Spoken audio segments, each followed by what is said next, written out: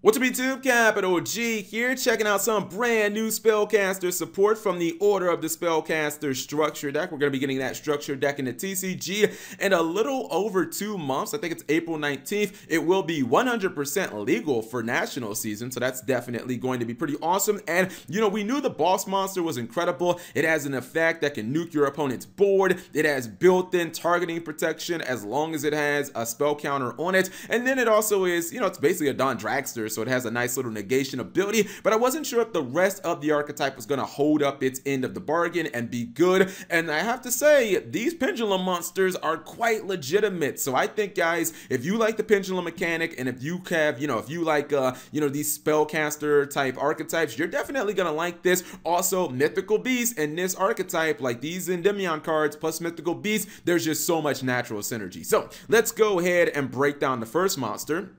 This is Magister of Endymion, and I do apologize because these are pendulum monsters and they got like a billion different effects on them because they got pen effects plus they got monster effects. This video might run a little long. So Magister is an Earth spellcaster monster, pendulum scale of 8, level 3, 1500 attack, 900 defense. I like the fact that there are wide scales. All these monsters seem to have scales that are really low or really high. You don't have the problem that the mythical beast had, where I think most of the mythical beast monsters have like a pendulum scale of 4, and it's just kind of weird if they ever get stuck in your zone, which I don't think is going to be a problem with this. When it comes to the pendulum effects, the first one is each time a spell is activated, you get to place a spell counter on this card. When it resolves, you expected that, so it's not a problem there. Effect number 2.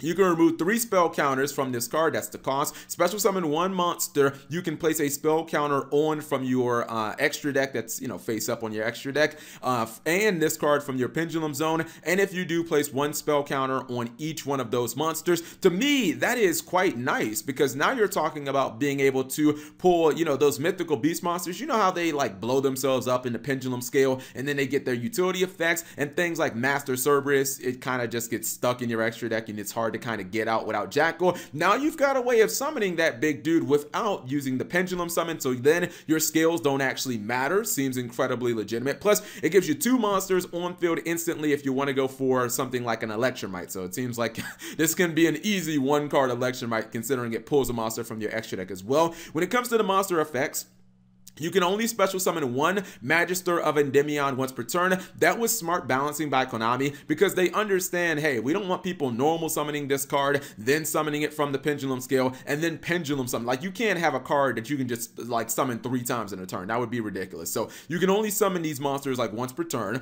First effect says when this card declares an attack, you can place 1 spell counter on this card. Okay, that's fine. Effect number 2, once per turn during your opponent's turn, quick effect, you can remove 3 spell counters from cards you control. Special summon 1 monster from your deck that you can place a spell counter on. That means that this guy tutors the boss monster, the new Endymion boss. That's 2800 attack. You can summon it from your deck during your opponent's turn. That is actually quite nice. Third effect says, if this card is destroyed in the monster zone, you get to put it in the pendulum scale, and then basically however many spell counters that it had when it was a monster, you get those many spell counters on it as a pendulum scale. I'm liking that. That effect that lets me special summon the boss monster. I really think though, I think that this card will mainly be used from the pendulum scale. That's kind of my first inclination because the second effect, or that other effect that summons the new Endymion boss, it does only work during your opponent's turn. So it's not like you're going to be adding more damage to your board.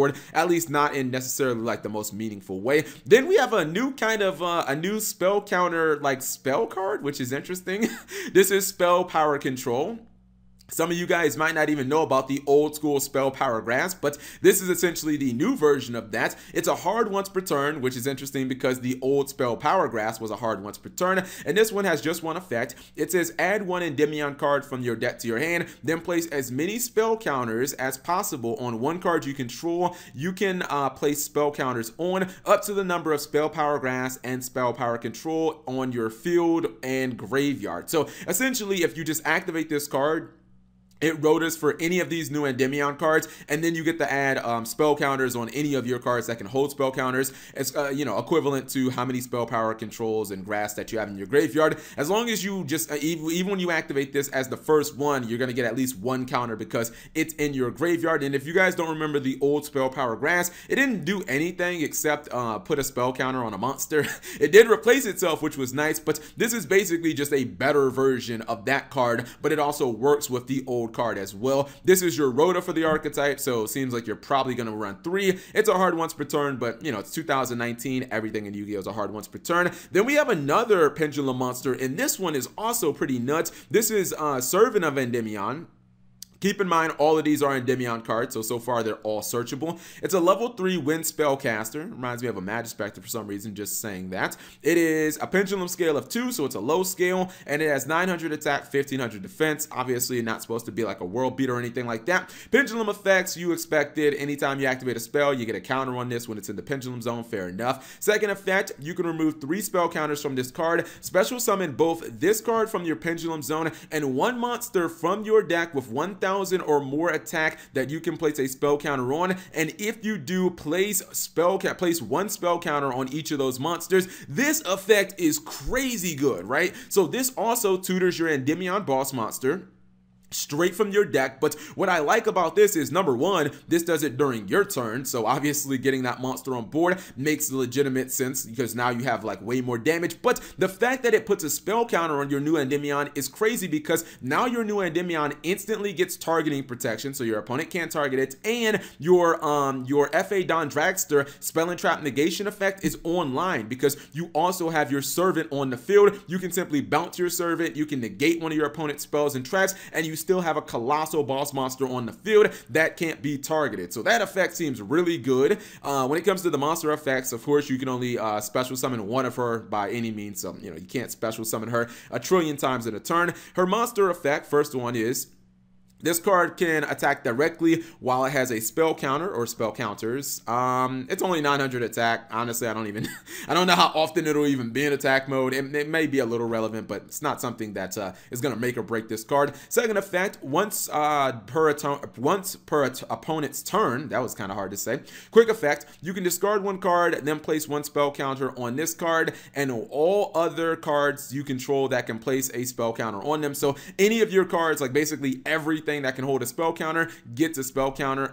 Having to discard a card, I'm not sure. I mean, pendulum archetypes generally don't have a ton of discard fodder. Usually they just use like Dark Worm, but you know, I'm not sure that that effect is going to be used all that often. We'll have to see about that. The last one is simply the if it's destroyed in the monster zone, you get to put it in the pendulum zone. But mainly, I think that this card will also be used for its pendulum scale effects, because being able to tutor your Endymion fairly easily seems just like simple. Because keep in mind, it doesn't seem like it's going to be that difficult to get 3 spell counters on your pendulum scales. And now you're talking about being able to bring out your boss monster. Boss monster has negation built into it. It's not targetable. I'm really liking this card. I think the Servant is like a bona fide card, or it's a bona fide, I don't want to say 3 of, but it seems like a card you're going to run multiples of. We have another semi-boss monster. This is Empress of Endymion. I don't really like this one as much because it is high level. I understand pendulums, you can pendulum summon, but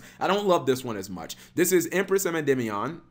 It's a level 7. It's pendulum scale of 2, and it's a spellcaster. It's also light. 1850 attack, 2700 defense. So, you know, probably summon this in defense mode. It says that each time a spell card is activated while it's in the pendulum scale, you get a spell counter, and then you can remove 3 spell counters from this card. Special summon this card from your pendulum zone and 1 card from your hand that you can place a spell counter on. And if you do, put a spell counter on both of those cards. See, you know, generally, like when an archetype has a couple of cards, one summons from the hand, the other special summons from the deck, I'm always going to lean towards the deck. And honestly, I just kind of feel like this is a worse version of the last card. So it didn't sell me on its pendulum effect. Anyways, the monster effects say First effect, if this card is special summon, you can target one card you control that has spell counters and one card your opponent controls. That's the cost. Return those cards controlled by you and your opponent to the hand. Then place the same amount of spell counters that were on the card you return to your hand to the field on this card. Okay. Then the second effect is when this card with spell counters is destroyed by battle, you can add one Endymion card from your deck to your hand. This card's interesting because like it seems to me like the complete opposite of the other ones, right? Like this card seems like the pendulum effect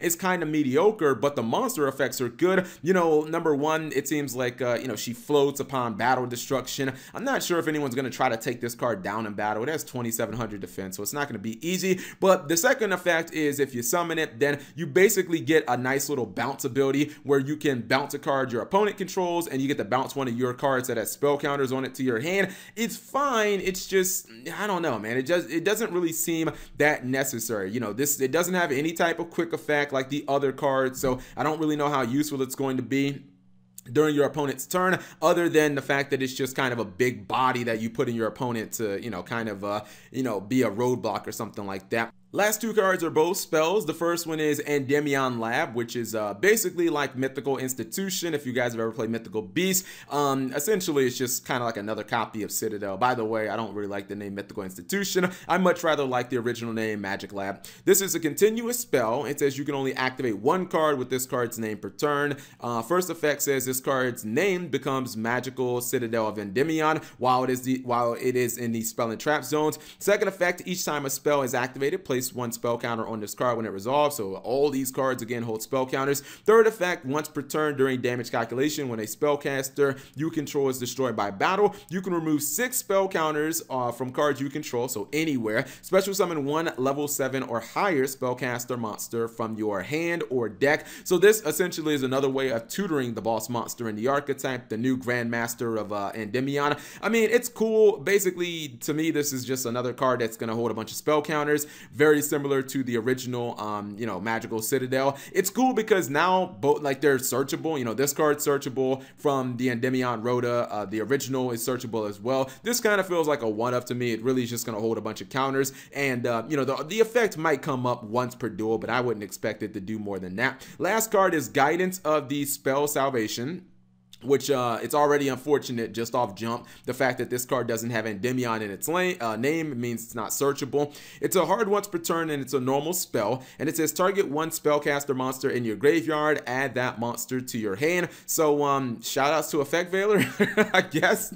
It's weird, right? Because I mean, this is essentially a warrior returning alive, but like, you know, pendulums don't go to the graveyard. So I don't know if this card is really going to be all that useful, because when your pendulums are dying, they're going to your extra deck. Like, this card feels so unnecessary to me. Feels like you could probably not run this, or again, you could run it for that spicy Effect Veiler juggling boys. But other than that, I mean, I guess we'll just have to wait and see. But so far, I'm very interested.